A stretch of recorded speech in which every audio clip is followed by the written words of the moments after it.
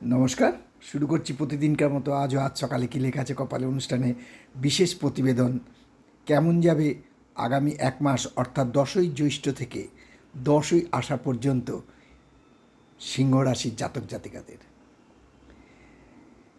এই সময় সিংহ রাশির জাতক জাতিকাদের আধ্যাত্মিক চেতনা জাগবে এবং আধ্যাত্মিক কার্যে নিজেদেরকে নিয়োজিত করবেন।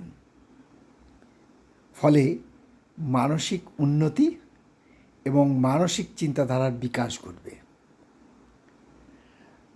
আয় বৃদ্ধির সম্ভাবনা প্রচণ্ডভাবে বিদ্যমান।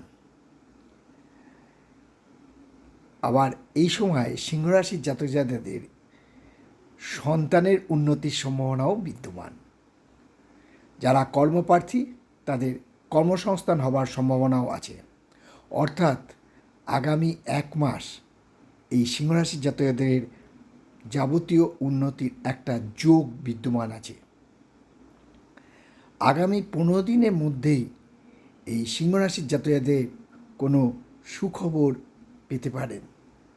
ফলে মানসিক আনন্দ এবং মানসিক দ্বন্দ্ব শেষ হবে। অর্থাৎ মানসিক আনন্দ বৃদ্ধি পাবে এবং মানসিক দ্বন্দ্ব শেষ হবে। শরীর ও স্বাস্থ্য ভালো থাকবে।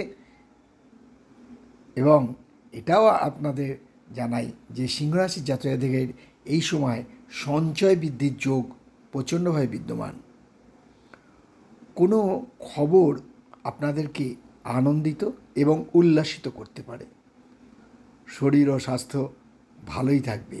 সন্তানের জন্য গর্ববোধ হবে।